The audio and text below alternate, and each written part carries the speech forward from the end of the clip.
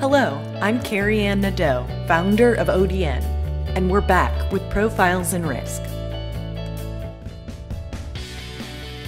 a podcast that enlightens the world of risk around you. Each episode, we explore insurance through the stories and experiences of the most influential thought leaders, product developers, and entrepreneurs modernizing the insurance industry. You can find more content at odnsure.com/thegolfcourse or show notes on insnerds.com. Enjoy this episode. So welcome back to this episode in Profiles in Risk. I'm your host, Carey Anne Nadeau. We're doing a very special episode this time. We're at the Hartford Insurtech Hub, powered by Startup Bootcamp, and we're interviewing founders like this gentleman sitting next to me, Panya Chang, who's going to tell us more about his company and participation in the Startup Bootcamp here in Hartford, Connecticut. We'll be joined by each founder to do a brief little introduction to their company and share with us the mission, vision, and values that their company stand for.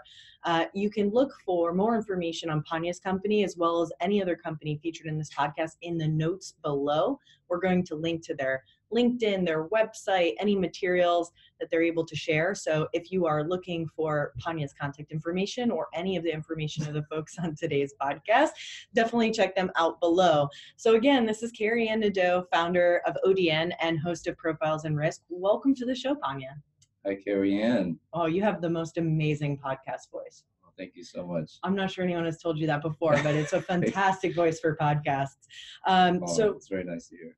So you are the co-founder and CEO of MedYear, a company that is innovating in healthcare and insurance. Mm-hmm. So maybe you could kick off the podcast a little bit, set up some context. Now, our audience isn't so familiar with the healthcare industry. So what's happening in the healthcare industry and how does MedYear fit in?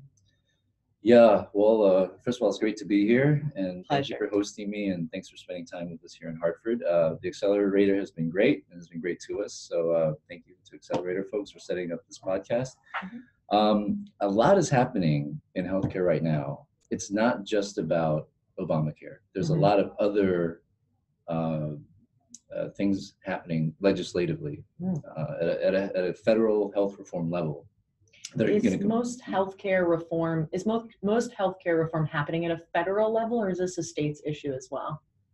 Most is happening at a federal level. Okay. There are a few state-by-state issues. We'll get to that in a second. But the point is, everyone's affected.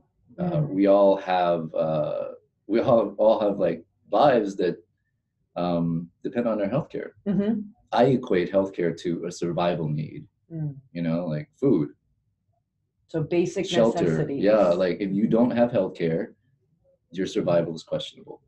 So what's happened in the past, decade is a major wave of health reform driven by the prior administration, the Obama administration.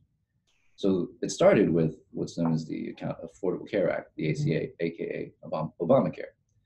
But it didn't stop there. So what the ACA did was it created this marketplace for you to be able to just buy insurance if you needed to at an affordable rate, like as if you had insurance through an employer. But in this case, you could get insurance even without an employer, so that opens you up to more possibilities, right? So nonetheless, we managed to insure a lot more people this way. But then there are 3 other laws that came into effect recently that also shape how you interact with your healthcare. The second law that followed the ACA was something known as meaningful use. The third piece of legislation that came along was something known as MACRA. Now, the fourth and final piece of legislation is something known as the 21st Century Cures Act.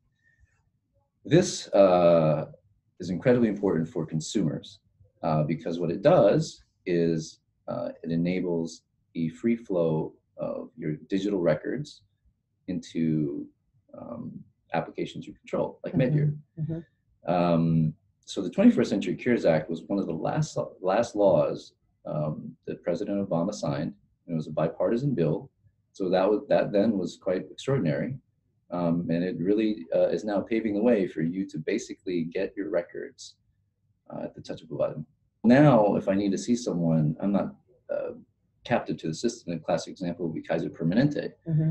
Via their app, you can message your doctors, you can see your records. It's all great, but once you leave Kaiser, you lose that capability. Mm-hmm. So imagine maintaining that same level of experience where your records are all there. And this is very important, right? Because when you go to see a new doctor, if they're not there, that can trigger medical errors, mistakes. At the very minimum, sometimes you have to do duplicate tests, which are very annoying, and they cost the insurance industry $100 billion a year. Wow. In duplicate tests. Meanwhile, 17% of medical errors are due to not having the information. Wow. So there's a lot of people being hurt by not having information, which is why Congress acted. They viewed this as ultimately like a civil right, because the thing is, information dictates primarily the economic power. So who has the health data has the power. If your hospital has all the data, and it's data that's not exactly easy to get, like you have to stick a needle in your arm to draw blood to get your lab results, that's not easy data to get. So they've captured it, and they're hoarding it. They're holding on to it because then you can't leave. You have to stick with them. But so you're really enabling a lot of consumer choice, a lot of consumer control of our own data, which is a huge topic across industries, not just healthcare, right? This is just one facet of a broader topic. Yeah, and I think the key is that now, also because of the financial reforms through MACRA, now insurers have to accept this world in which the consumers making bad choices, they're on the hook for it. Like if I have to go to a new doctor and I try to get a surgery done and the doctor doesn't know what's going on completely, doesn't have a full picture, it could end badly. Sure. So if I'm an insurer and I'm saying, hey, these consumers now, I'm on the hook to just keep them healthy, let's make the next thing is well, how do I keep them healthy? They need their records. They need to have all their stuff in one place so that when they do need some medical treatment, it doesn't fall through, something doesn't fall through the cracks and this doesn't end badly. So this may be controversial, but if I own my medical data, then I can decide who to give it to as well. It's not controversial. It's provided to you under HIPAA. You have the right to do whatever you want with it. Can an insurance carrier demand that information? They can request it. They also have ways to get information on their own as well. I think that, when insurers look at what's now possible, they'll be clever about incentivizing ways for people to share that information. I think it'd be very useful to foster a healthy relationship between a member and their insurance carrier. Now that digital information is readily available and you have that, you have the kind of medium established, it's usually on a phone. This is your opportunity. So if our audience is looking for more information about MedYear, where can they go? Well, they can go to medyear.com. Okay. And they can go to the Apple App Store or the Google Play Store and download the app and start using it. Right now, we connect to, last count is 297 health systems. So that's all. By the time you guys see this podcast, it'll be probably over 300. And that's about 2,600 hospitals across the country. And then, you can also message 960,000 doctors through the MedYear Plus premium app. And so then that's how you get it. Cool. Yeah. Well, if you would like to reach out to Pena Cheng, please do click on his LinkedIn, send him a direct message. We'll maybe include your email address too, so folks can reach out direct to learn more about MedYear. But thank you for joining me on the podcast. Thank you. hello@medyear.com. hello@medyear.com. Yeah, that's the easiest way to That's get it. friendly. Yeah. Beautiful. Well, Pena, it's been a pleasure to have you on today's podcast. Okay. Thank you for sharing more about MedYear, and I look forward to hearing more at conferences and events where I think you're going to be present to share more about your mission and vision. Yeah, we're going to be talking about health reform again. So stay tuned. Thanks, everyone. Yeah, that issue is not going away. No, it's not. All right. This has been Profiles in Risk. We'll see you back soon.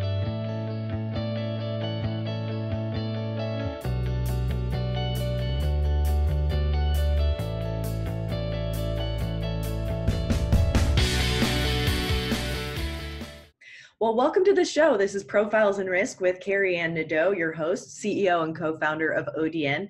Joined this morning by a very special guest. This is Jay Puglisi. He is the co-founder and VP of Business Development for a company called CareValidate.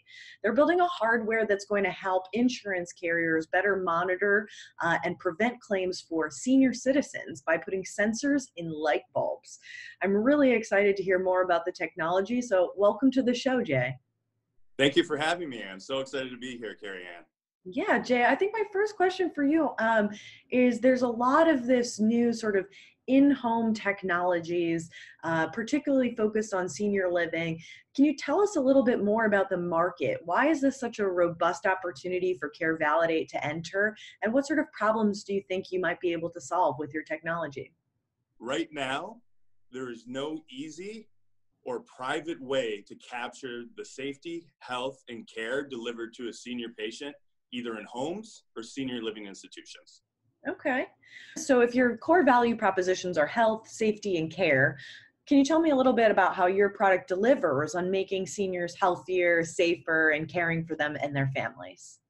So what we're really excited about at CareValidate is we've solved for a few issues by putting a host of sensors into a light bulb. So we take away the charging aspect, the wearable aspect, and all the compliance that is associated with these type of technologies. To go a step further, our health bucket, we monitor things like vital signs. So our sensors can track heart rate, respiration rate, and we can even map sleep quality. And all these events are huge predictors for adverse events in the future. Wow. In our care bucket, we've identified 5 key metrics or activities that cause 90% of the claims in senior living. Those are falls, ulcers, assault, abuse, and elopement, which is like wandering in dementia care units. Oh, okay. So we use human activity recognition to really define what the caregivers are doing when they're inside a senior's home and or senior living facility. Oh, wow.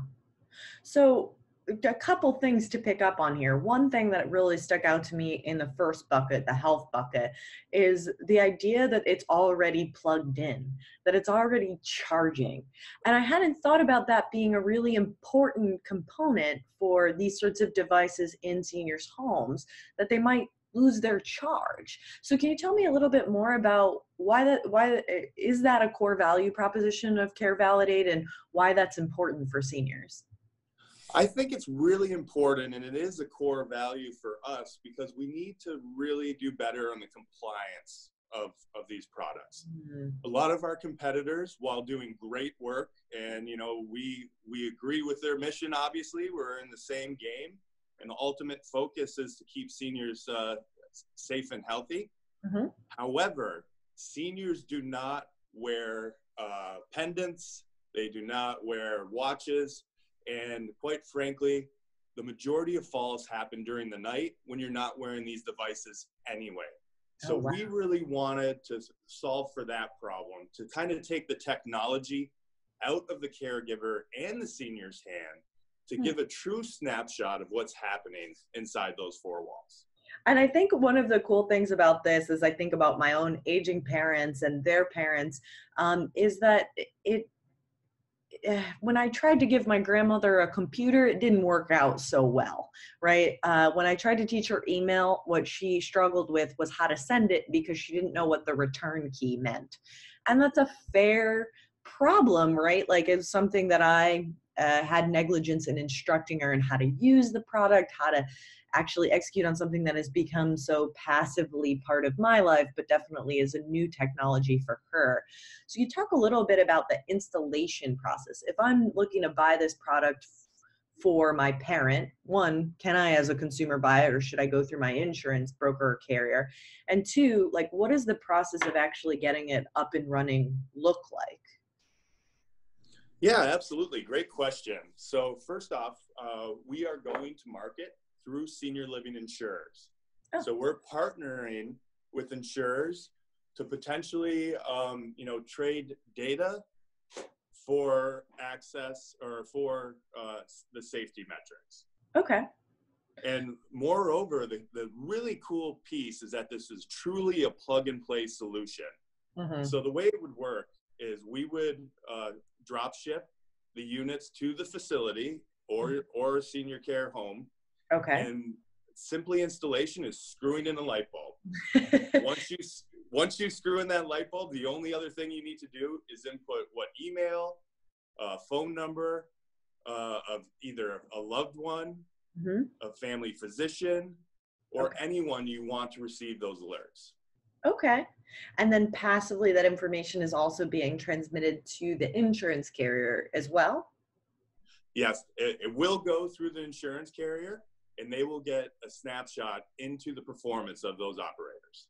Okay, wonderful. So it's as easy as screwing in a light bulb. It begs the question, how many, those perennial joke, how many people does it take to screw in a light bulb?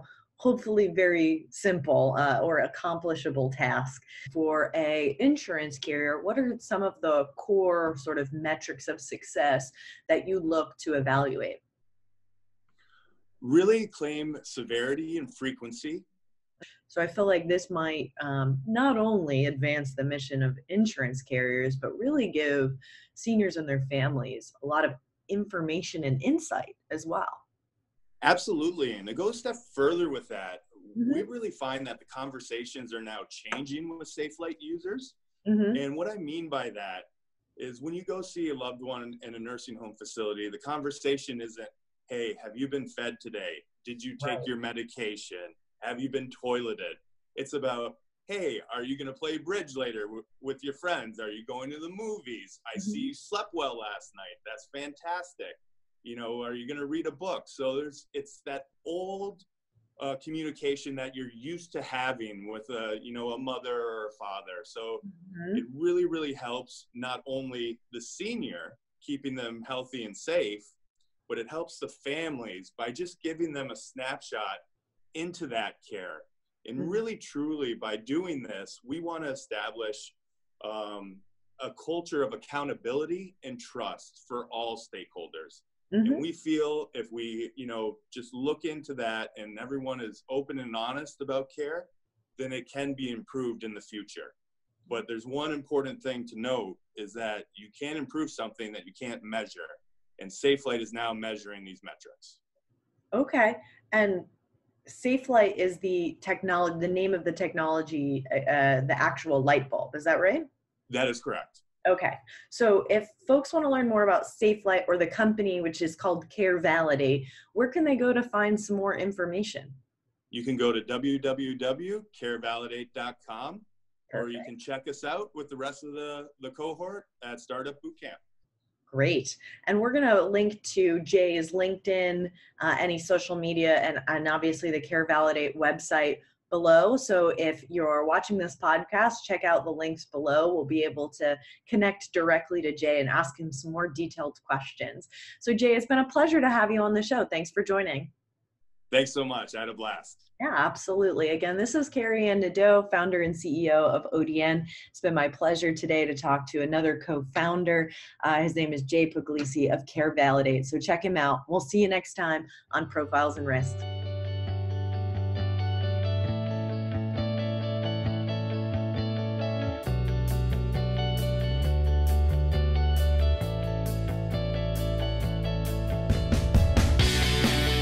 Hi, I'm Carey Anne Nadeau, founder and CEO of ODN, and we're back with Profiles in Risk. I'm joined right now by Matthew Kay, who runs a company called Talem Health and is participating in the Hartford Insurtech Hub, powered by Startup Bootcamp. Welcome to the podcast. Yeah, thank you very much. I'm really excited to be here. I'm thrilled to have you. So you're a first-time podcaster. First time. So we're going to knock it out of the park on the first try. I hope so. Well, I'm really excited to get to know Talem, particularly because we have a little bit of a commonality in that we both deal with auto accidents. So I'm curious, the way that ODN approaches auto accidents is to prevent crashes. You're actually dealing on the back end of that. Can you tell us a little bit more about where Talem comes into the equation?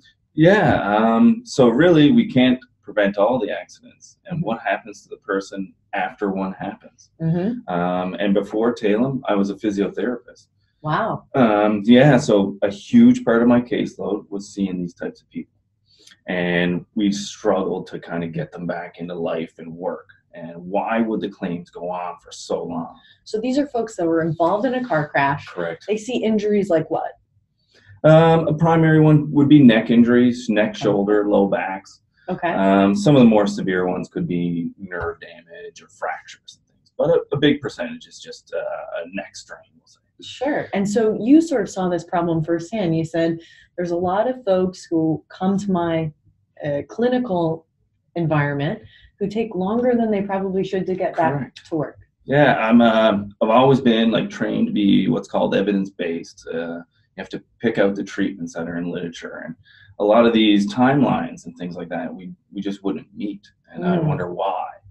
And so looking into it further, I was like, why can't we learn from all these accidents and start to build a knowledge base? Because basically all of my reports just got locked in a cabinet and we never seen them again. So if we kind of built a knowledge base of how the good treatments went, how the bad treatments went, we would be able to kind of specify these things for those people. If you were to describe your sort of core value proposition, it sounds like maybe fraud detection is sort of part of that. Yeah. There would be, we kind of coin fraud on two ways. The provider can be fraudulent because a lot of physiotherapy or chiropractic services, they're fee for service. We get paid for the people that we see. So there is some influence to bring people into the clinic more. And provide more medical care because you're paid per treatment. Interesting. So sort of a perverse incentive there. Yeah. Most people, I will be completely honest, most people that I've ever dealt with, physiotherapists, chiros, everything, good people, they want to do good for the patient. Sure. So not everyone out there is being fraudulent. Sure. The where you do hear it is more of the lawyer. And we've heard more anecdotal stories of this over and over of saying you need to like be off work. You need to. So they're trying to ramp up the value of the claim. The severity of the claim is linked to bigger settlement or litigation. So they want your injury to be worse, which isn't good for you, because if you are off work for a long period of time, or you aren't able to go back to your daily activities of living or the gym because you're told you can't do that because you're clean, you're actually getting worse. You know what I mean? Your physical health is degrading because you're not receiving the proper sort of recuperation strategy. But you're doing kind of what you're instructed to do by a professional in the area. So it's a tough kind of relationship to have. And there's some people who are just like, no, I want to get better. I don't care what it is. They're great. They're easy to handle. But some people that fall into that mixture, it's and that's where the real tough part of this comes in. Yeah. We think the analytics will really help that scenario. So I could, on my laptop or a tablet, come up and show you and say, hey, look, this is, there's, 100,000 people just like you, and they got better at this time. And this is what they did to get better. And we're going to follow this kind of regime, and you're going to get better kind of thing. And people will buy into that expectation, I think. Yeah, absolutely. It seems like there's a number of, let's say, advisors, whether that's your lawyer, your healthcare provider, your insurance carrier. It can be tough to navigate who to listen to, whose advice is in your best interest, in the best interest of your health and your recuperation. So this sort of fits into that sweet spot of saying, let's let the data drive a few more decisions that we make. And it seems like everyone at the table's sort of aligned in their incentive, right? So I, the person, want to get better. The insurance carrier wants me to get better too, right? So what is your work like with insurance carriers? How can insurance carriers begin working with you? We are ready. We're fully functional, and we're ready to do a pilot. This is what we're seeking from being in the startup boot camp. Okay. So right now, any auto insurer, we will be more than happy to do a pilot with. Sure. We also see ourselves as like an adjunct to claims management firms. Okay. They offer a lot of services on billing and audit and independent medical exams. Awesome. But these things could kind of happen later in the claim. So we feel like we'd be really good at kind of managing the claim right at the beginning. create that expectation and the proper treatment right at the start. Right. Instead of sort of muddying the results by coming in the middle, you really want to be at the point of the scene.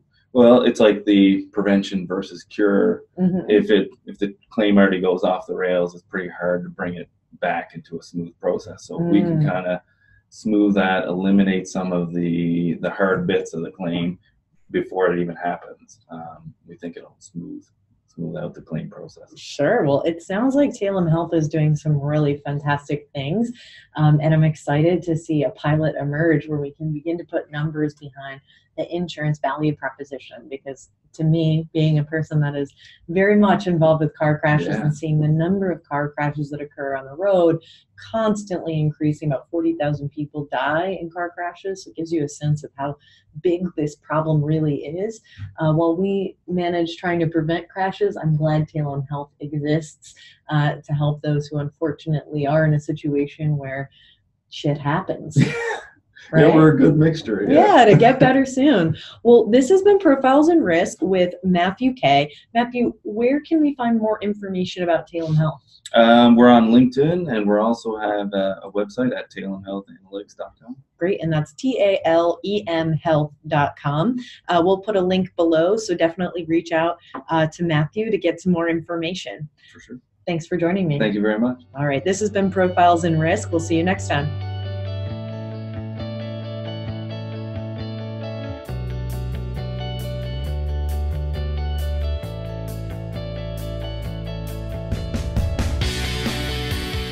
Welcome back to Profiles in Risk. This is Carey Anne Nadeau, founder and CEO of ODN. I'm joined by another co-founder and COO of See Your Box. This is Federico Capello. Welcome to the show. Hi, Carey. Thank you. Welcome. So Federico, you just helped me understand a little bit more about See Your Box. I think the folks on the podcast are really excited to hear about frozen pizzas, inland marine, and the Vatican Museum in this podcast. Yes, we're going to weave all those things maybe together. Also Leonardo da Vinci. Oh, wow. Absolutely. Well, let's loop him in.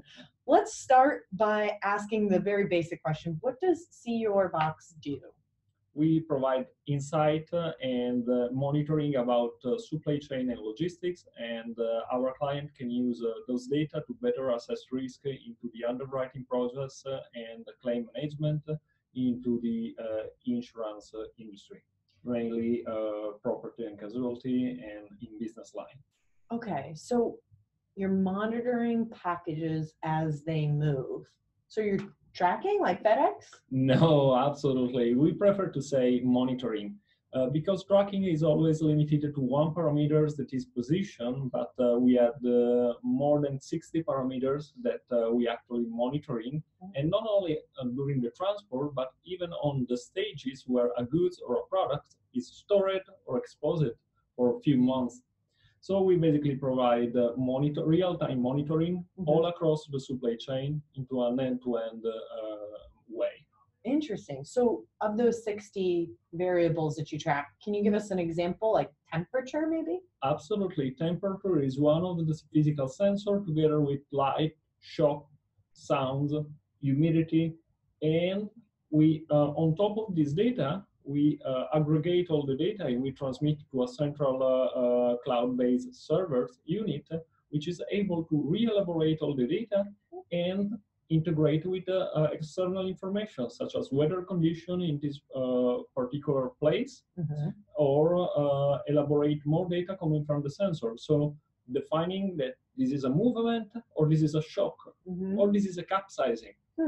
The sensor is always the same as a technology, but if you put artificial intelligence and you understand what is happening from the data you collect, you may identify some patterns or parameters, and you basically contextualize the data that you collect and you transform in real insight for our client.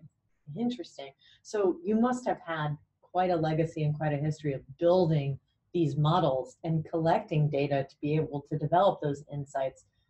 You're just not getting started right now, right? No, absolutely. Your question remind me about the 2014, where I was basically working into an IoT startups for home automation and wearable. And Marco Toye, which is the CEO and the founder of ZeroBox, a former McKinsey partner with 15 years of experience in the telco industry, he said to me, look, you're working into the Internet of Things. And I said, yes, we are working into the Internet of Things. You're making it wrong. And he said, what? And the reason is, and it's he was confrontational, was he right? Absolutely. Was he right? Because most of the startups company, as I were doing in Internet of Things, were just focusing on business to consumer Internet of Things. Okay. Give you the example. You can monitor when you go running with your. At the time we had Nike. Now there are Fitbit and Apple Watches. You can monitor your car with some black boxes. You can even monitor your home and any light internal to an home. But things you guess what? Things about 10 billion people having objects connected to the internet. And now things to use the same technology to connect all the 10 billion products, which maybe are living only today the seaport of Europe. The possibility to scale the technology, the internet technology, if you focus on the business-to-business side, on the product, on the supply chain, are immense. Yeah, absolutely. Yeah.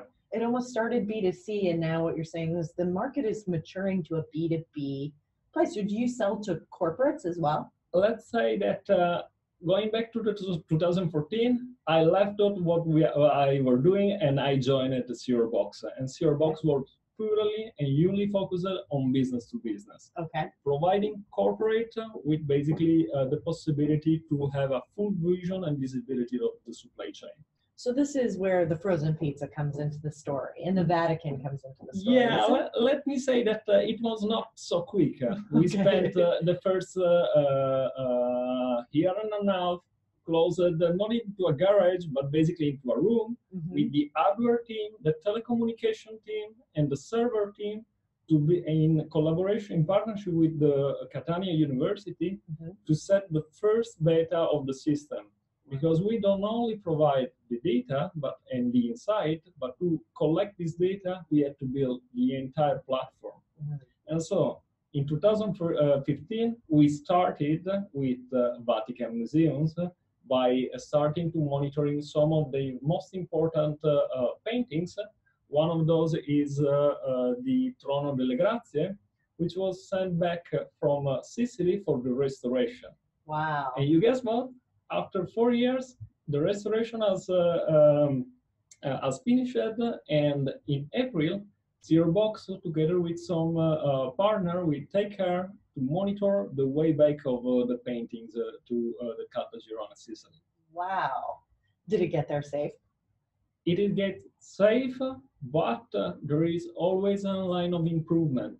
One of the main risks about when you think about moving fine arts is that it gets stolen. But in reality, when you have data, you understand that this risk is almost zero. The main risk about painting moving for exhibition is the maintenance. They basically have some damages caused to shock, but most of the time caused to differences into the humidity and temperature or light exposure that are expected. That makes a lot of sense. Now, you didn't just stop with the Vatican Museum, you kept going. I want to make sure we loop in the story about frozen pizzas, because I've mentioned it a few times. That seems relevant to track in a similar way as well, right? The pizza has to arrive frozen. The pizza has to arrive frozen, has to stay frozen into the warehouse where they live, and most important, they are million, and they are a million every day, crossing routes from Europe to US or to Asia. And from an insurance perspective, this, more than the fine arts, is a real goal of having such as information. Because by starting to monitoring products, and I mean products, not mean of transportation, not the entire cargo, but the single pallet of pizza into a sampling case, multiplied for 1 million pizza every day from a single facility, makes you have the real data about what's really happening into an entire cycle for product. And this is what we see here in Hartford is really relevant for business insurance because the underwriters really have the data about the risk, the real risk about moving and the supply chain of product categories. And basically they can start to make underwriting before waiting for the claim. Sure. That drives to a completely a new way to define new product even into the insurance industry. Yeah, and it's sort of a similar value proposition that's been adopted on the personal line side, right? Like the wearable technologies, there's an insurance play there because performance monitoring over time can anticipate and lead to more prevention rather than just being responsive. Absolutely. Where can folks go to find more out about See Your Box? Well, of course, we are business to business, purely concentrated. So you can find some information about us in our website, follow our blog, and meet at our conference as keynoters or speakers. Fantastic. This has been Profiles in Risk with Federico Capello. If you want to learn more about See Your Box, you can visit this website and check out their product, get in touch with their founders, and just explore the potential that tracking and monitoring goods as they move, and the value that can bring to the insurance industry. I think we're only just starting to scratch the surface with See Your Box. So congratulations and good luck. Thank you very much. Yeah, pleasure. This has been Profiles in Risk with Carey Anne Nadeau. See you next time. Bye. Bye.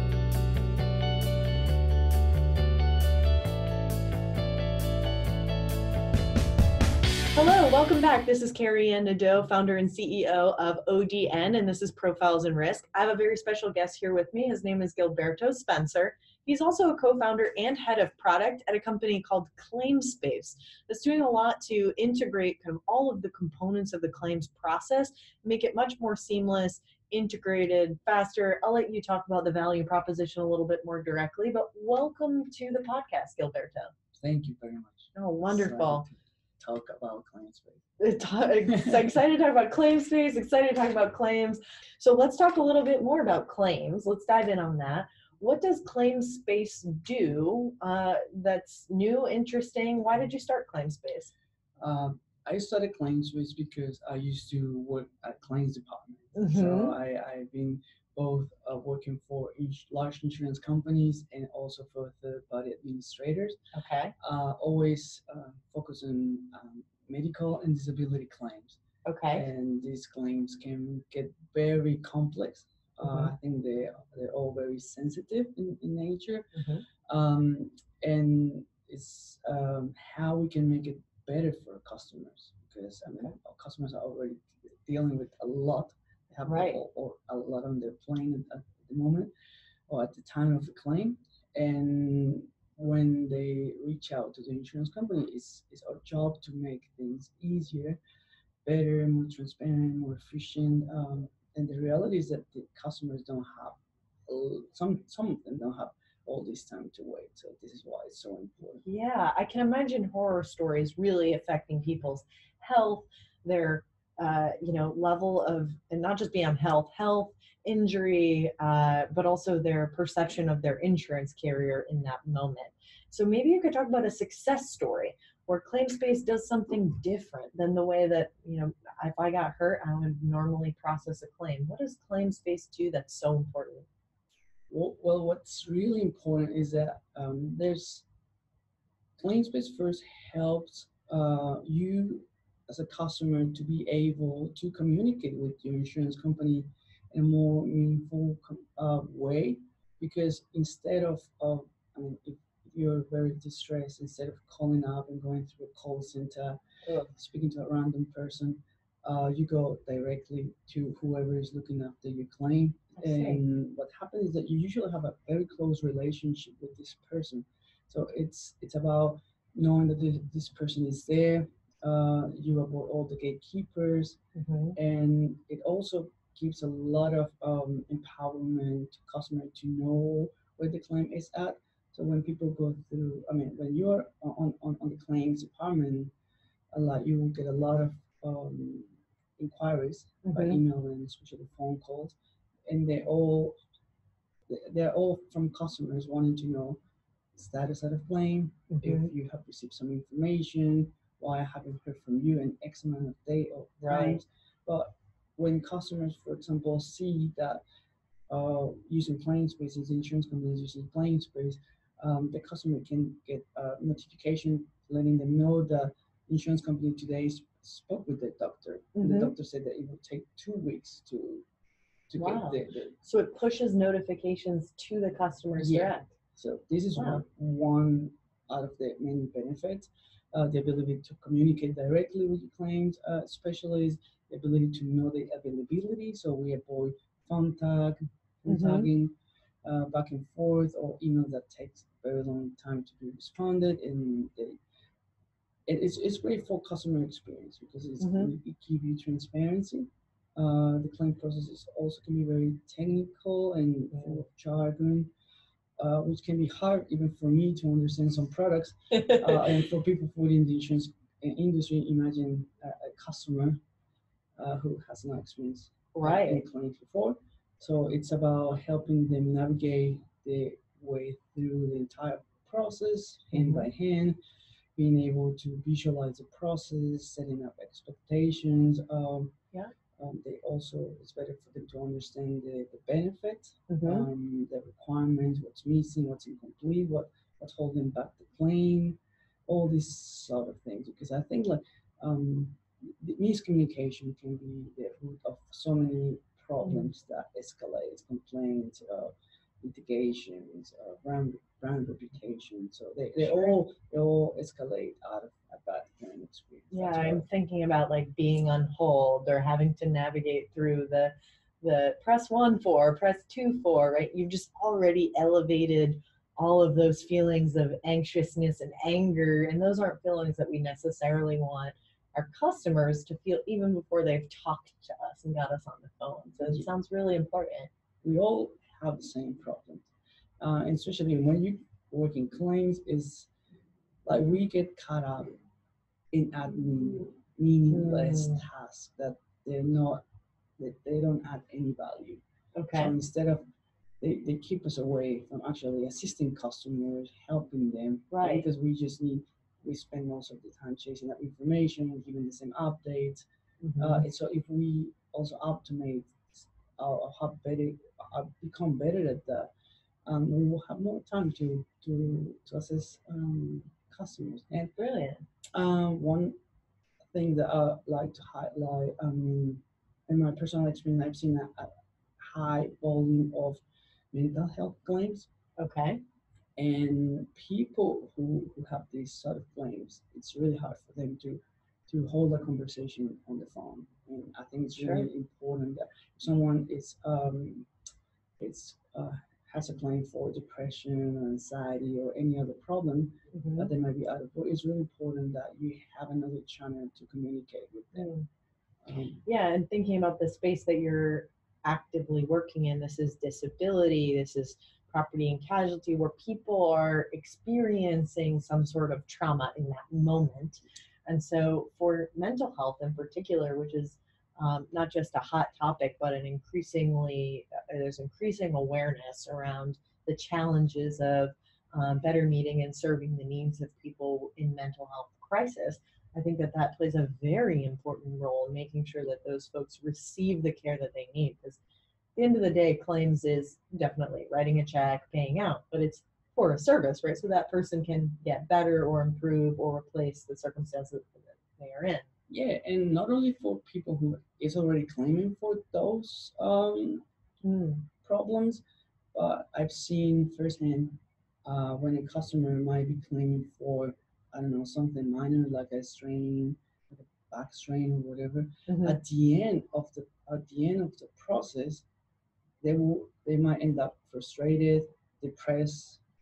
The insurance claims process makes them depressed. God. And there's some studies that shown that the claim process can be worse than the condition itself in some cases. So that's why There's a lot of room for improvement. Well, wonderful. It's been my pleasure to really get to know ClaimSpace. I'm curious to know if you're wildly successful. I know you're participating in the Hartford Insurtech Hub. You're here to gain connections, to maybe gain introductions, work with carriers. What is it that you need right now that you'd love to work with a partner on? I think what will be great to have, because this is what we hear, we're bringing ClaimSpace to the US. We're very excited about it, and what we would love is to take the challenge. We would love to work with insurance companies here, and just we want to also understand your pain points, your needs, and just give us a challenge. Like, this is how are we working? This is our way of doing things, and just we want to come back to them and say, this is the ClaimSpace way. Gilberto, it's been a pleasure to have you on Profiles in Risk. Again, if you want more information, actually, where should folks go, Gilberto? At www.claimspace.io, or shoot me an email to gilberto@claimspace.io. Okay, we'll put that information in the podcast notes so that you can do just one click and connect with Gilberto directly. Looking forward to seeing the success of ClaimSpace. And again, this has been Profiles in Risk with Carey Anne Nadeau and Gilberto Spencer, the co-founder and head of product at ClaimSpace. Thank you. I look forward to speaking. Yeah, we're going to continue the conversation offline. But again, if you guys want to get more information about ClaimSpace, make sure to click below. Thanks again, Gilberto. Thank you. All right.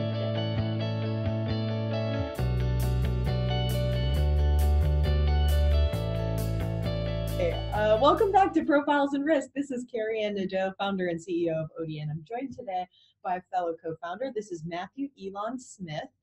He is the co-founder of a company called Pineapple. Welcome to the show, Matthew. Thanks a lot. Thanks for having me. Yeah, thrilled to have you here. So Pineapple, to me, is doing something really disruptive in the industry, or really transformative, I should say, in the industry, in terms of introducing a new business model to insurance. So maybe you can start by just talking high level about what Pineapple does and the values that Pineapple has. Sure.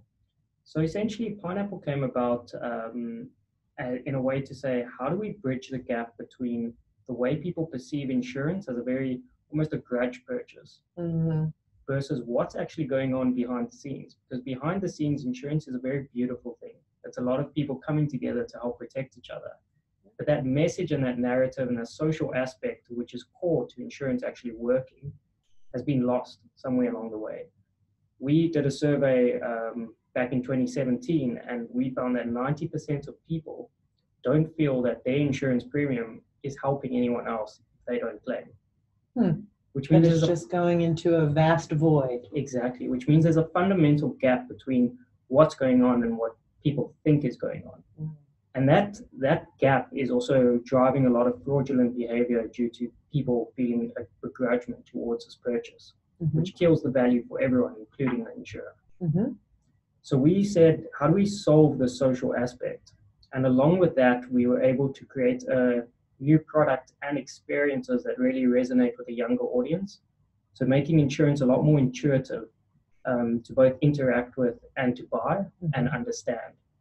Yeah, I think there's a trend right now in insurance to be user-focused, have user-centered design. That seems like a core principle of Pineapple. How do you weave in the value of when I pay for insurance, where does my money go? And why should I pay for insurance if it's helping, or if it's going to go somewhere other than helping me directly? So how do you weave that back into the experience? So what we've done is the whole business model came out of a design thinking approach to insurance. So we sat for 6 months, myself and two co-founders, following design thinking principles to understand where are the pain points of insurance, what is going wrong, and how might we fix it. And as a result, that's where the model came from. So in the Pineapple model, from a user experience point of view, we make getting insurance very easy. So you snap a picture, we use AI in the app to determine what it is you snap a picture of and link it to the correct policy. Okay. So if you snap a picture of your dog, we're going to give you pet insurance. Snap a picture and keep a picture of a bunch of people's beautiful, cute pets in the process. you can like them, comment them. Snap a picture of your face, health, and life. Our current product, which we launched in South Africa 7 months ago, allows you to snap a picture of your personal property. So whether it's your recording equipment, your laptop, your jewelry, other gadgets, we'll insure it at just the snap of a picture. We put in the price, we give you a premium, and within 20 seconds you're insured. Okay. And that's sort of the user experience. And we modeled the app very much on the basis of social media apps. Mm-hmm. So it's something that feels very intuitive and easy to interact with. Mm-hmm. But in terms of how do we bring that social element back into insurance, when you pay your premiums in Pineapple, we reflect those premiums in the app in your own Pineapple wallet.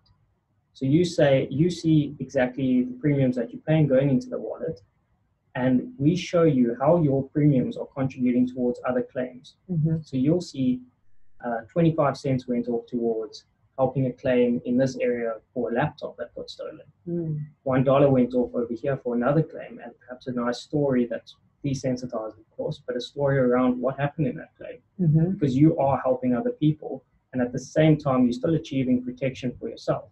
And that's what insurance is really about. Mm-hmm. And we also show you the fees that we take off the wallet to run the system. So we perform all the client-facing functions. Mm-hmm. And we partner with an insurance carrier who underwrites each policy and essentially make sure that claims can always be paid.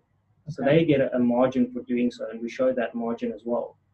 And whatever is left over after fees and those claims contributions, we actually reward back to the user in policy benefits. Fantastic. So it's sort of a cooperative model. What have you gotten in terms of feedback from the customers? Are they excited to see where their money went?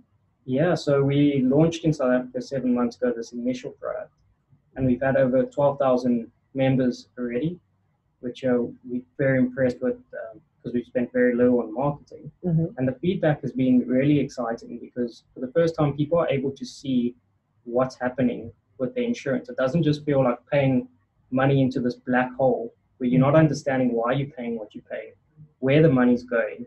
And a lot of people have this feeling that insurance should act as almost a savings account, which would completely kill the whole system because you need that diversification of risk to make it all work. Mm-hmm. Yeah, so it sounds like you did the user research for the application, but you identified sort of a whole new way to make people feel about buying insurance. They feel good knowing where their money went. Now, what about the insurance carriers? Do they like the model where they have a sort of stable, predicted return for each one of their policies that they write? So there's a couple of benefits for our partner carrier. So we only need one carrier in each country or each region that we go to for each product. And the real benefit is for them, we attract a younger audience. So we're making it really easy for younger people to insure again. So to give you an understanding of that, of our 12,000 members, 85% of them are between the age of 18 and 35, which is an audience that's usually the reverse of what you'd see in the traditional book of insurance.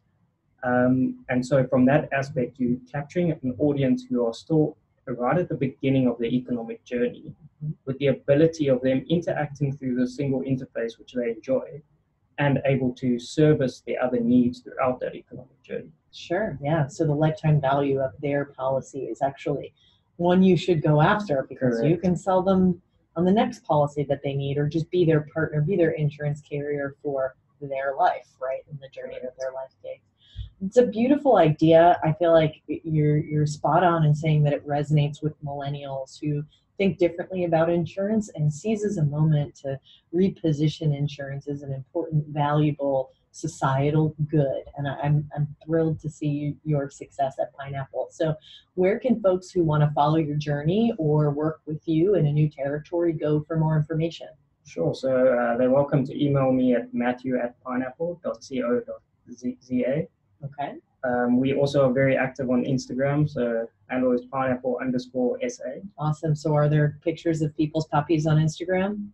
So it's more pictures of us and perhaps our puppies. Oh, maybe we should put some more puppies on there.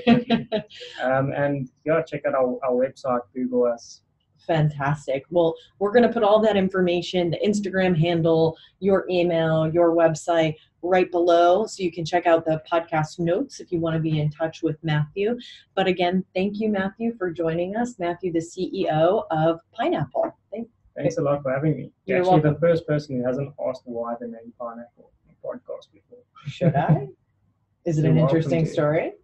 I hope so. I don't know. Tune in next time. No, what is the story of Pineapple? So the way we came up with the name was actually what a lot of people don't realize is that pineapple isn't a single fruit.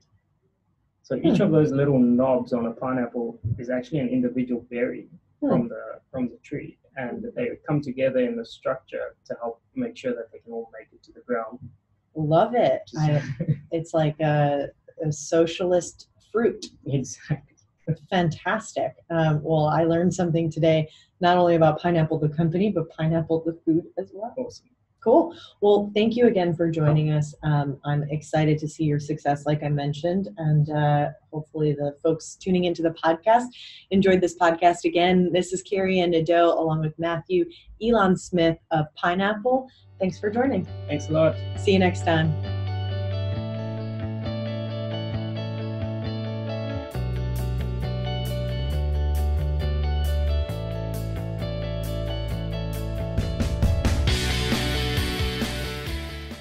Welcome back. This is Profiles in Risk with your host, Carey Anne Nadeau, founder and CEO of ODN. I'm joined today by a fellow CEO. This is Abraham Ventura of Pitch Gauge. Welcome to the show. Hello. Thank you for having me. Yeah, it's a wonderful day to have you. Now, Pitch Gauge is just something really interesting, something I don't know a lot about, so I'm sure I'm going to learn a lot on this podcast, and that's you focus on roofs of homes. Is that right? Yes, ma'am. We sure do. And so where did you build such a fascination? You built a whole company around homes and roofs of homes. Where did that fascination start? Sure, yeah. Well, it started in 2008 when Hurricane Gustav hit. And a friend of mine owned a roofing company. And, he asked me to come join them to help him out and help people restore it. So I went down to Louisiana, and I had no idea anything about roofing. I got familiar with the industry. I met adjusters. I spoke to a lot of people. And I just thought of the idea, hey, this is needed. So you got on roofs, yeah, and you started to learn about roofs. What was the thing that was most needed? Where did you see that there was a gap in the market that a solution like Pitch Gauge would fill? Sure. Well, there was climbing a roof is very dangerous. You got roofs that are steep, very 12-12. That's 45 degrees. If you're standing on 12-12, what's that? So 12-12 is a way to measure a pitch. So a roof could be measured in 12-12 slopes or in degrees. And 12-12 is basically a roof slope of 45 degrees. And if you're standing on that, and especially if the roof is damaged, pretty dangerous. Yeah, I'd imagine you'd have to be like attached to the roof in some way at that point. You should have a roof, yes. Wow, okay. So when there's these extreme pitches and it's really dangerous to get up on the roof, what goes wrong in the market, or what can you fix? Well, the insurance adjuster has to climb the roof to capture the measurements in order to give the homeowner a price, how much it costs to replace it. Mm-hmm. And then they would issue them a check. Well, the insurance adjusters, when they climb up there, all they have is measuring tape and a ladder. And that's pretty scary. A rope, hopefully. Yeah, and hopefully a rope, yeah.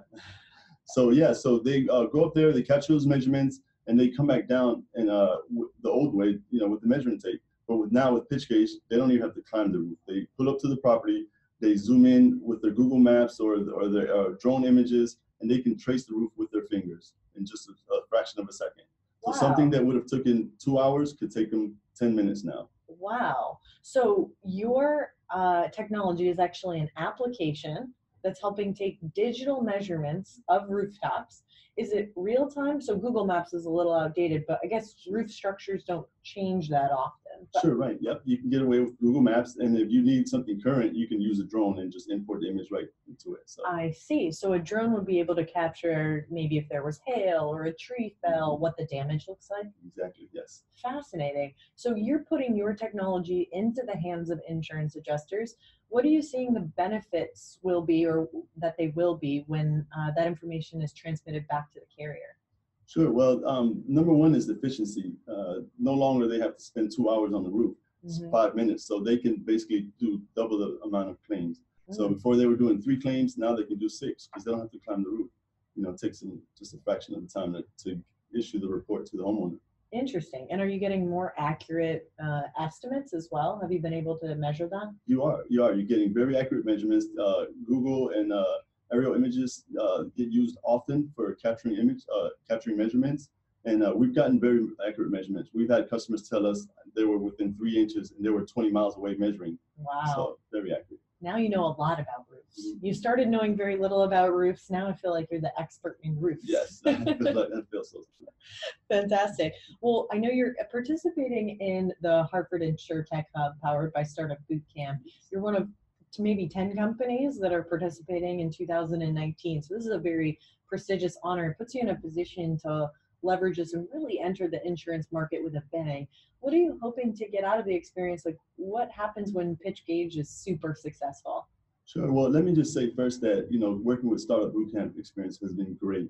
We've met so many people. It's like we're moving at lightning speed compared to, when we were back home in Georgia. So working with them has been really great, very resourceful.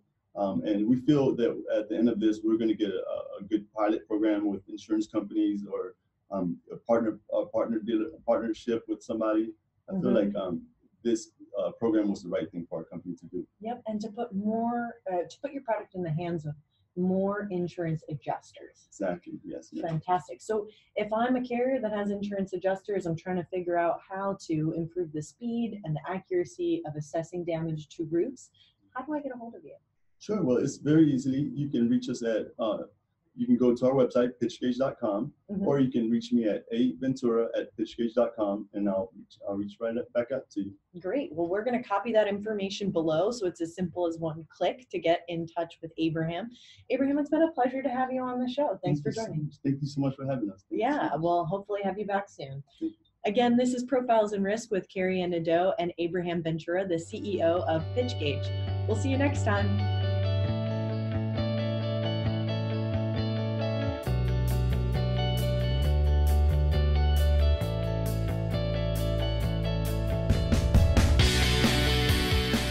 Welcome back. This is Profiles in Risk with Carey Anne Nadeau, founder and CEO of ODN. I'm joined today by a fantastic founder as well, actually co-founder and chief commercial officer of Handy. This is Charlie Robinson. Welcome to the podcast. Thank you very much for having me, Carey Anne. Yeah, absolutely. And Charlie's joining us from across the oceans in Australia. Handy is an Australian-based company here participating in the Hartford Insurtech Hub powered by Startup Bootcamp.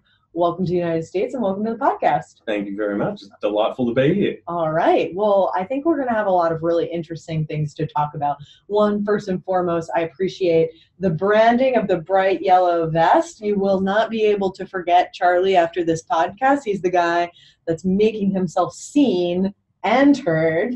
But it's important because what you're working on is actually property claims. So when things go wrong and things get damaged, how do we fix them? Maybe you could give us a big introduction to, or maybe you could give us an introduction to Handy. That more than happy to and delighted to. So to tie off the vest, so to speak, the vest is a function of exactly that. We are a property claims company that works in the insurtech space, and if you've ever been on a construction site, you'll notice that for safety reasons, high vis is incredibly important. So, Absolutely.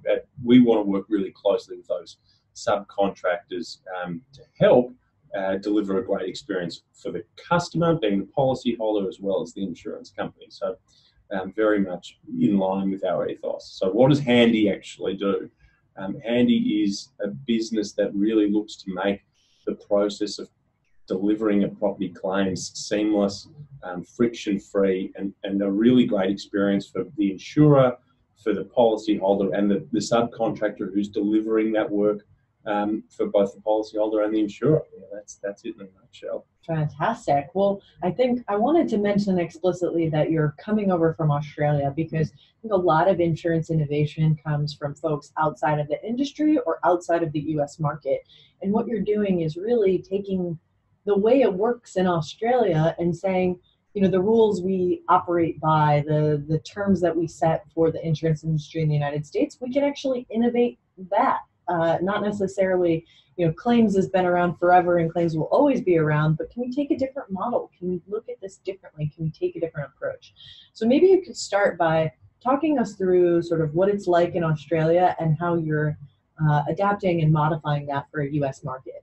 Yeah, sure. I mean, one of the really interesting things that we found coming over here is that that difference between the markets, and that's, you know, that difference is beautiful in a lot of ways. But principally in Australia, we always do fulfillment. You know, if you have a water leak and it's verified that it's an insurance claim, the insurer manages that process for you. They organise for the plumber and all the required subcontractors to come out, and, you know, if it's been a bad leak and you've got to replace some floorboards or there's some painting, you know, that is a process that's managed by the insurers. So we have a long history in Australia of managing that process and that as a way of claims fulfillment. In the US, there's this other option which is far more frequent, which is cash settlement, where effectively it's the same process, but the second half, the actual, you know, the insurer pays in cash settlement the policy holder an amount of cash that they negotiate as fair value for the amount of money that's required to complete that work. And then the person is actually then responsible for delivering that claim, for project managing that claim. And all we're doing really is taking our learnings from an industry that's been doing it, you know, as an exclusive activity for a long period of time now, and bringing some of that expertise to the US to simply see as, you know, would as an industry that, you know, whose policyholders are younger and maybe have a different set of expectations, and, you know, the millennials seem to like things on demand. You know, maybe that's something that the US market might be interested in. Well, yeah, I'm thinking about people my age, and I'm 32. People my age buying a home for the first time, who may not know where to go to find a contractor. A tree falls on your house, or there's a bad hailstorm. I mean, it seems like a really inefficient process that I would want sort of concierge service to help me navigate. Really, the philosophy is with the US market is, let's see if we can help insurance carriers evolve their customer service to meet the needs. And interesting. So with the cash settlement approach, like if there was a transformation where you no longer put cash in my hand to fix my own roof, how else, you know, we could offer the service. So do the carriers then bring in their own subcontractors? Do the carriers have relationships then that help to organize the repair? And what does that mean for the insurance industry? How might that change the future of insurance? So I think one of the interesting things that you can do as an insurance company, sort of holistically, is that by offering a service like this, you get the ability to develop a really personal relationship with your customers. When they trust you enough to allow you to organize that repair for them, there's a huge loyalty there. And if you know that, you know, you might be away or traveling and something happens to your house, and you need something fixed, and you can just pick up the phone to an insurance carrier, that's a pretty good sign of intent from a behavioural point of view for that customer. And that, you know, I think that would, you know, there's some obvious advantages, you know, if you're a nerd on customer acquisition and all things customer acquisition cost, that there would appear to be some benefits there. But certainly, you know, we've really built this product. You know, some context is my two co-founders, Catherine Wood and Christy Downs, have a very long experience in the insurance industry. And, you know, before I was lucky enough to meet Christy at a conference, they had already spent I think they'd interviewed 250 contractors. They'd worked, you know, Catherine was a head of claims for a large head of claims division for a large business insurance carrier in Australia. So they knew the problem intimately, and they'd done a lot of work around pain points and how do we remove all of that. So and that led to a philosophy of, there's got to be a way that we can incentivize the human behavior to make, if everyone acts in their own best interest, it actually rewards everyone else. So that focus on customer being, really, we view having three customers, you know, insurance carriers whose problems are particularly in Australia, and I think is unfortunately the Arctic winters in Chicago and the hurricanes in Florida and the unfortunate tragic bushfires in California have illustrated that the claims costs in property are rising. So we sort of worked out, well, how do we help insurers take some cost out of their business? And a big part of that was, well, there's friction in there that doesn't need to be there. And then we looked at what the customer experience was, and they said, like, one thing the customers came back to us is like, oh, we'd love to just know a little earlier, a sense of connectedness and transparency on the process. And for subcontractors, it's quite compelling in the sense that you're offering a recession-proof line of business. Insurers, the way the platform works is that if they do a really good job on providing customer service, we're not asking them to guarantee their work is just courteous, don't clean up after yourself. Some really simple, arguably just good business development tools. The insurance carrier agrees to provide some fantastic payment terms. So again, it's what we've done is create an ecosystem where everyone acts in their own best interest, and it's sort of everyone wins out of it. You mentioned sort of offhandedly, but I think it's a very strong point, that if they were to provide the payments directly to the contractors, that they could negotiate the price. And if you're dealing in volume, actually there may be a lot of cost savings that come from bringing in the roofer. Yeah, I mean, you're entering into, before I was at Handy, I was an investor, and I spent a lot of time looking at early stage ideas. So really what got me to put my hand up and say, actually, this is the one that I really want to be involved in, the one that I think has huge legs, is exactly what you've just hit on. It's, there's the initial proposition around customer service, but certainly from the insurance carrier point of view, the more it's sort of this wonderful relationship, whereas as that trust builds, you get access around, you get more. I mean, if we think about what insurance is, it is naturally a data-heavy industry, right? Mm-hmm. The whole system is built on a underwriting model that is basically built on statistics. Mm-hmm. The interesting part is the claims, they don't have a huge transparency on claims when you cash settle. And certainly in Australia, one of the big advantages of introducing transparency from an insurer's point of view is it allows you to all of a sudden see at a level of detail which allows you to potentially implement a whole bunch of business improvement. Something as simple as, I know how much white paint versus blue paint. And the immediate one is obviously like, well, that's just business improvement, right? Let's just do a sales volume discount on that front. Sure. And then you can go all the way down the line and say, well, in 2 or 3 times, it feeds actually, once you know where your claims are at a granular level, you can start potentially doing something as active, if you wanted to, as preventative maintenance. So you would be able to identify in real time that all these pipes you installed, and this is a purely theoretical argument, but if there was a building code regulation change, and 5 years ago, and then all of a sudden you start getting all these pipes just breaking in this one area that then leak into the foundations of a house, and you've got to re-stump an entire house. You can get ahead of that. If you go, holy, there's five of these pipes that have coincidentally broken at 5 years ahead of schedule. We've installed another 10,000 of these.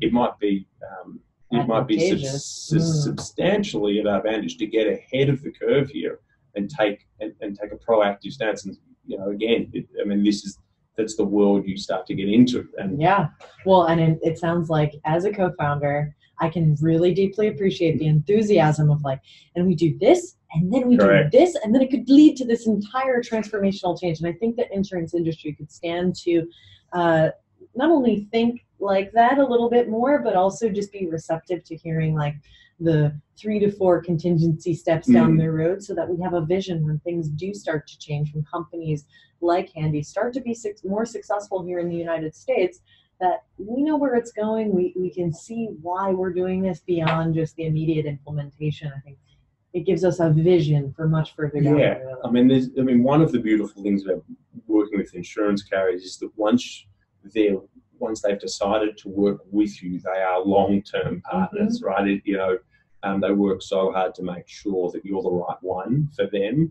and then that you do get the opportunity to work with them to solve a number of issues, right? So you might start in this small part of the organization, but as you grow, and these are organizations which are so big, it's not sort of like a B2C where, you pay $1 to download a business or 10 cents per click. The material revenue for each major client you can onboard. allows you to work collaboratively with them and develop solutions, potentially for a range of their issues, Yeah, no, that's a really great point. And I think perhaps should be part of the evaluation methodology of insurance carriers as they think about onboarding new insurance technology companies.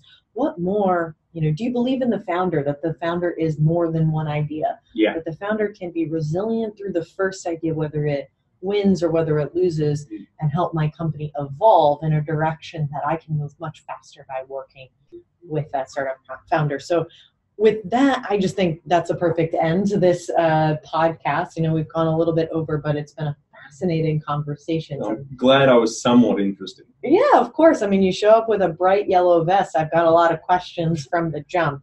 Again, this was Charlie Robinson. He is the co-founder and chief commercial officer of Handy. You can check out his information. We're going to copy his email, his LinkedIn, all of his contact information below. But if folks want to get a hold of you, how can they do that? Best way is charlie@handy.com. The unfortunate thing is it is Handy, HANDDII.com. HandyDDI.com. That makes phonetical sense. Fantastic. Thank you very much. Well, wonderful. Charlie, it's been a fantastic interview. Thank you for joining me on the podcast. Again, this has been Profiles in Risk, and we'll see you next time. Adios.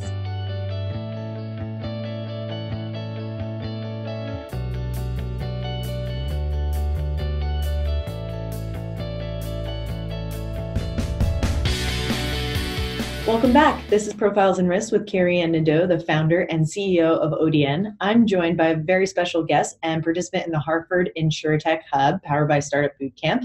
This is Ori Blumenthal. Ori is the CTO and co-founder of Skywatch AI. So I'm getting really excited to talk about AI and talk about all of the sort of new innovative things that can be done in this space. It sounds like you have a relatively innovative product. Can you tell us more about it?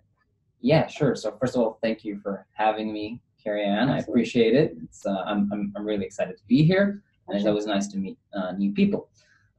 So yeah, I'm the CTO at Skywatch AI, and we've developed an end-to-end insurtech platform enabling new products to market that are data-driven, on-demand, and flexible.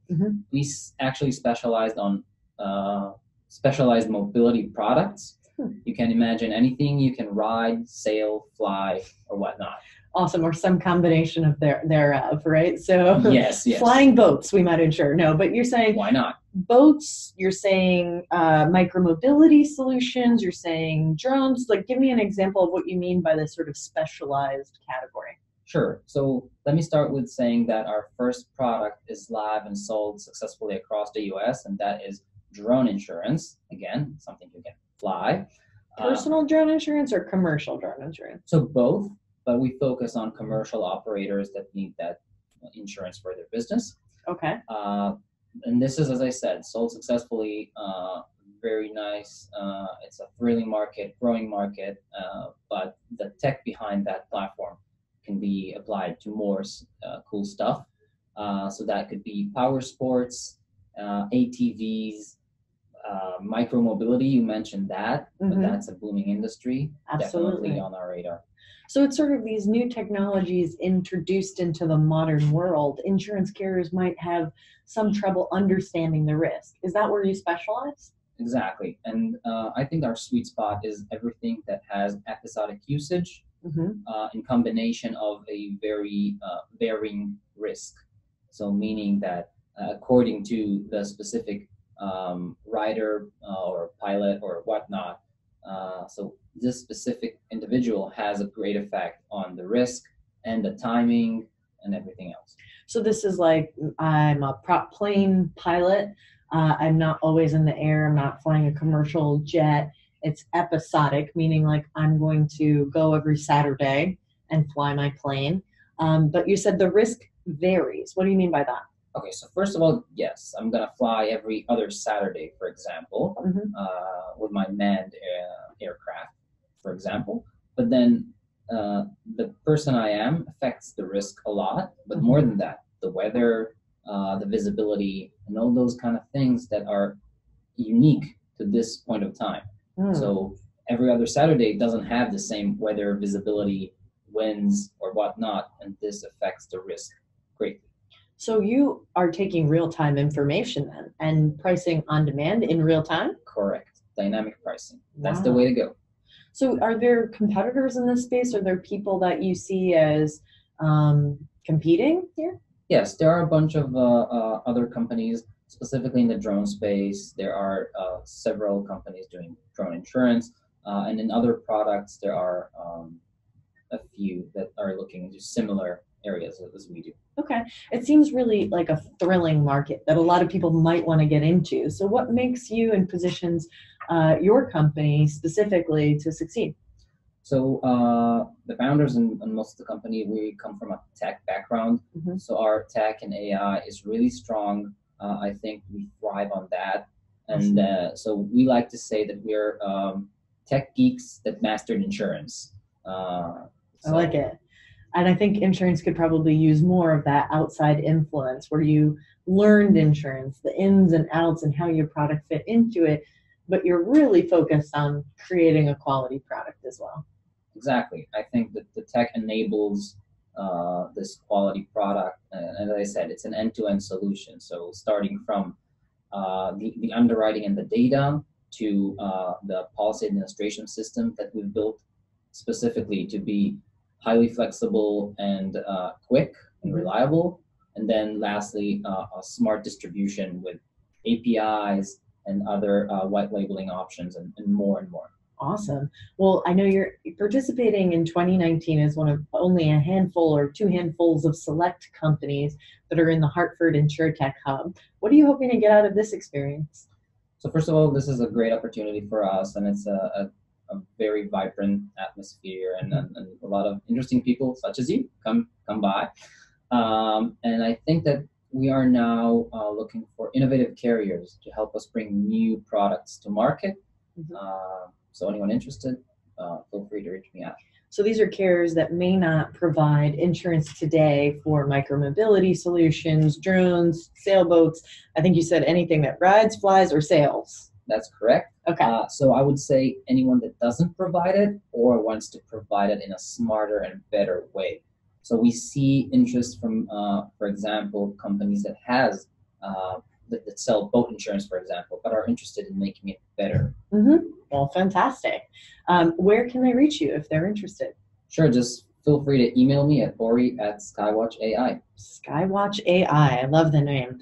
Well, this has been Profiles in Risk with Ori Blumenthal. You can get his contact information below. Connect with him on LinkedIn. Shoot him a note. Ask for more information. See if you can't test out his product. It sounds really cool and relevant as new technologies are entering the modern world. We're going to need to figure out how to insure them and insure them profitably. So thank you for doing the hard work. Thank you so much. Yeah, this has been Profiles in Risk. Thanks for joining us. See you soon.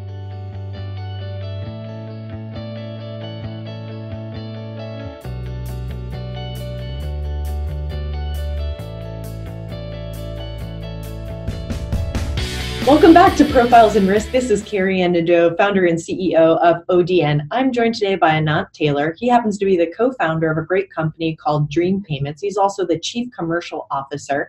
Welcome to the show. Thank you. Yeah, and I want to learn more about Dream Payments. I think they're doing something really interesting to take what was a very antiquated way of making payments on claims and bringing that into the 21st century. So can you share with us how you think you're modernizing that process?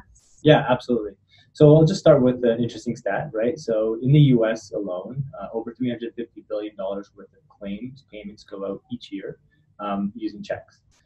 Like a paper with a pen and I sign my signature. Exactly. And then it goes in the mail, delivered by post, received by the recipient, who then has to deposit that check at a bank. And then, or I guess through a mobile app. But by the time those funds become available to the person, it could be days or even weeks. And so, as you can imagine, in the case of an insurance claim where you have an incident, a loss that happens, you want to receive those funds as quickly as possible. And so, receiving a check doesn't really hit that criteria for you in terms of being able to use those funds quickly. So, what we're doing is we're helping insurance companies to boost customer satisfaction by delivering the payment to the customer more quickly, in many cases within minutes or within a day or two. Wow. So how do you do that? It sounds like a digital platform. You connect maybe, what do you connect? For whose bank account to whose bank account does money flow? Yeah, that's a great question. So we have partnerships with banks here in the U.S. as well as in Canada. So we are, so just to start off, going back a second, we are a Canadian-based company. We were founded about 5 years ago, and we pivoted to the insurance company in the last year and a half because we noticed that there's this huge problem with check-based payments.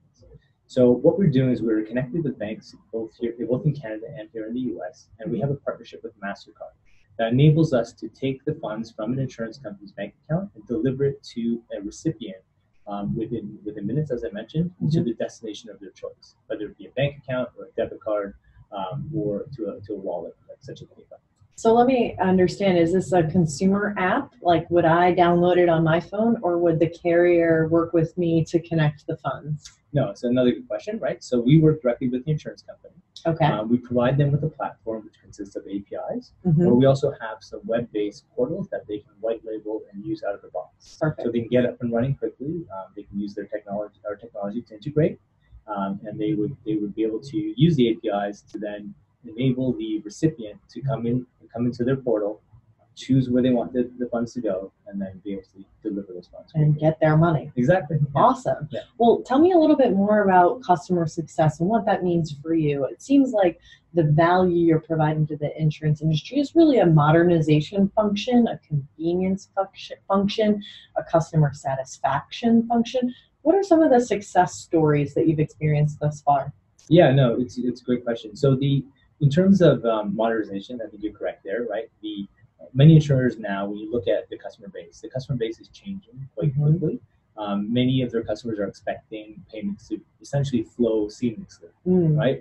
If you look at the demographic, a lot of them haven't really dealt with checks in the past, and they really expect that, hey, I'm going to be able to get these funds quickly or through some digital type of means. And so when you think about that, it's about customer satisfaction. It's also about customer expectation, right?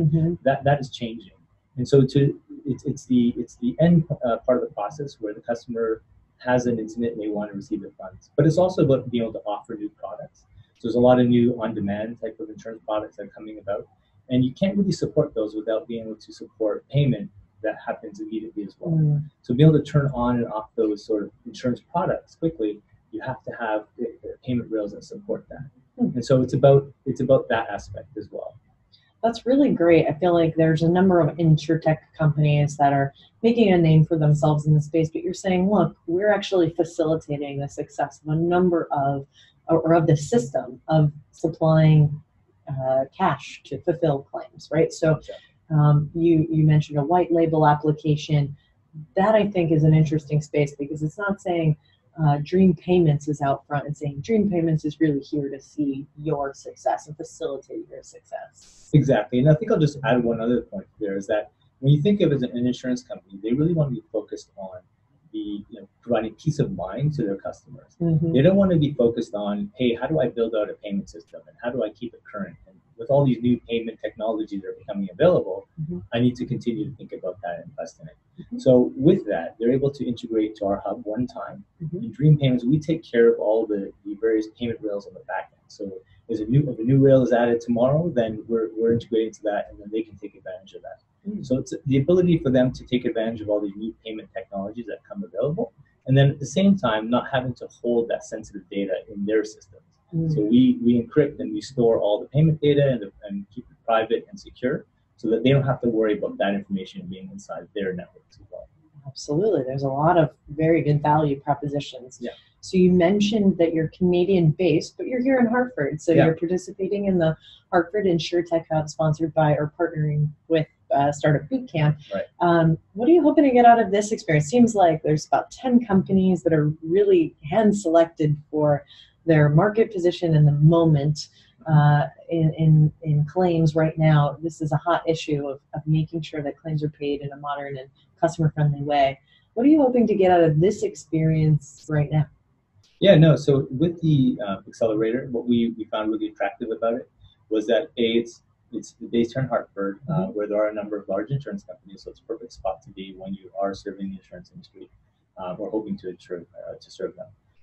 And then on top of that, the group of mentors that are associated with the program, are also fantastic. So for us, it's really about two areas. One is to be able to start meeting some of the insurance companies, get a dialogue going, get some product validation, then having access to the mentors, which also provides some of that. And then we are also raising investment, so being able to access investors, again, through the same network. And also to be, on demo day, be able to kind of present what we're doing, what we've accomplished, and hopefully, either attract some customers or new investors. Yeah, that's a really great point that we haven't mentioned yet. April 26th, I think, is demo day. Exactly, yeah. All 10 companies are going to present their value proposition, what they've learned in terms of interacting with customers and being able to move some of their products into pilot stage, hopefully with some of the carriers here in Hartford or beyond. So if folks want to get in touch, they can certainly come to Demo Day on April 26th, but how else can they reach you, Anand? Yep, so they can reach us through our website, dreampayments.com, as well as my email. Should I provide that?